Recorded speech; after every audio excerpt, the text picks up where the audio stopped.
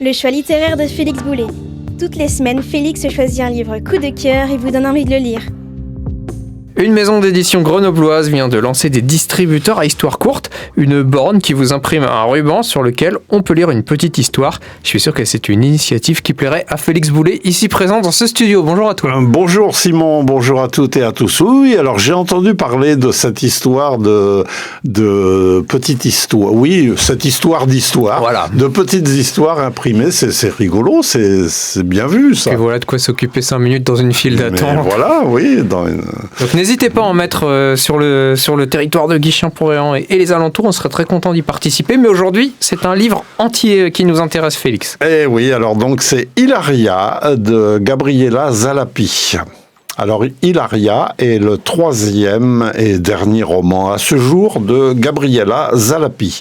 Un roman publié en 2024 par les éditions Zoé, qui est une maison d'édition suisse, et qui est repris en poche par cette même maison.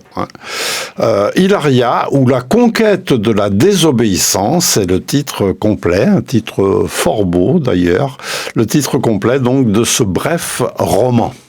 Alors c'est vrai qu'il n'est pas gros, mais ça me donne envie d'en savoir un petit peu plus sur Gabriela Zalapi. Alors Gabriela Zalapi est née en 1972. Elle est de nationalité italienne et suisse, mais a aussi des ascendances anglaises et françaises. Elle fait des études de design à Genève et devient artiste plasticienne. Très vite, elle éprouve le besoin de s'exprimer par l'écriture et publie donc 3 romans. Antonia en 2019, Vilibalad, je ne sais pas trop si ça se prononce comme ça, ou Vilibalad en 2022, et donc Hilaria en 2024. Hilaria qui a obtenu le prix Femina des lycéens en 2024, le prix roman des étudiants France Culture en 2024 aussi, puis une quantité de petits prix qui sont moins connus, mais dont je ne vais pas vous donner la liste ici. Moi, je suis parti du principe que Hilaria, c'était le prénom du personnage principal. Est-ce que j'ai vu juste ? T'as vu juste, Simon, t'as vu tout à fait juste. Hilaria, c'est une petite fille de 8 ans qui aime s'amuser et qui aime en particulier faire le cochon pendu. Ah. Pourquoi pas, hein ? Oui, c'est une passion comme une autre. Eh oui. Alors, ce jour de mai 1980, la tête en bas, justement, elle voit quelqu'un qui vient la chercher et elle reconnaît les chaussures de son père. Son père, donc, vient la prendre pour l'emmener rejoindre sa mère et sa sœur. Sauf que, eh bien, le papa prend la direction de l'Italie. Nous sommes... alors, l'école est à Genève. Hein, il vient chercher sa fille à Genève et il se dirige vers l'Italie. Et oui, Hilaria est enlevée par son père. Commence alors une vie d'errance dans l'Italie du Nord, Turin, Trieste, Bologne, Gênes, puis vers Rome et la Sicile, et ainsi ça va durer 2 ans. Voici donc Hilaria, loin de sa mère et de sa petite sœur, seule avec son père. Un père d'humeur changeante, qui boit beaucoup, qui boit même trop, qui fume aussi, et qui l'empêche de téléphoner à sa mère. Un père fauché, qui vit d'expédients plus ou moins honnêtes, mais un père aimant malgré tout. Bon, on se doute que les relations entre ces 2 personnages-là vont être le nœud du récit.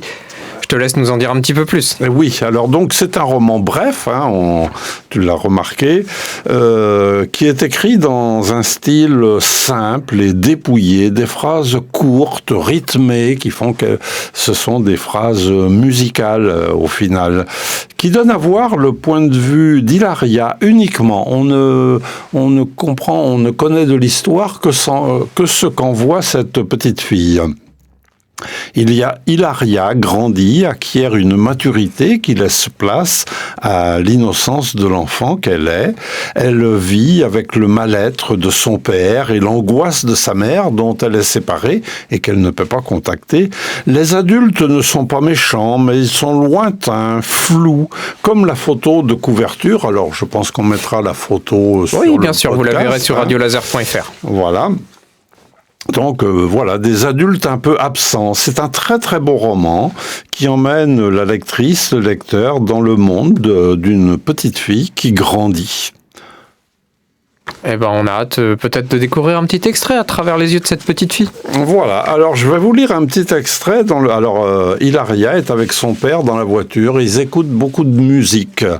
Donc je vais vous lire ce passage parce qu'on y parle d'une chanteuse italienne qui est morte il y a 3 ou 4 mois, qui s'appelle Ornella Vanoni et qui est toujours une chanteuse très très populaire. Et donc c'est un hommage aussi à Ornella Vanoni que je veux rendre. Et puis en même temps à un autre chanteur qui s'appelle Gino Paoli, qui est mort il y a quelques jours. Et en même temps, je fais un petit coucou à mon amie Cristina, qui est une poète italienne que j'ai reçue dans Et nous liserons il y a quelques mois aussi. Donc, coucou Cristina, un petit hommage à Cristina qui aime beaucoup Ornella Vanoni. Ho sbagliato tante volte ormai che lo so già.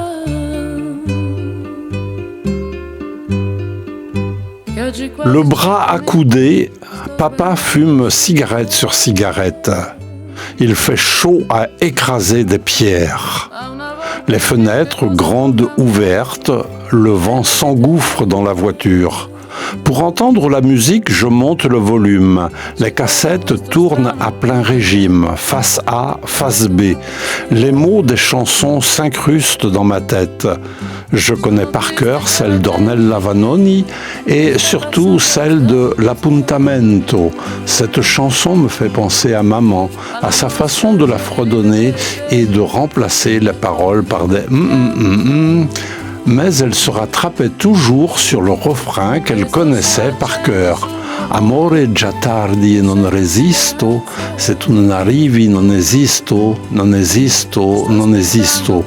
Mon amour, il est tard et je ne résiste pas. Si tu ne viens pas, je n'existe pas, je n'existe pas.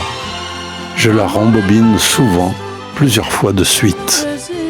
C'était donc une petite découverte musicale qui vous était proposée par l'héroïne de ce roman. Son nom, c'est Hilaria. Et on doit donc le roman à Gabriela Zalapi. Merci Félix. Merci Simon, merci à toutes et merci à tous.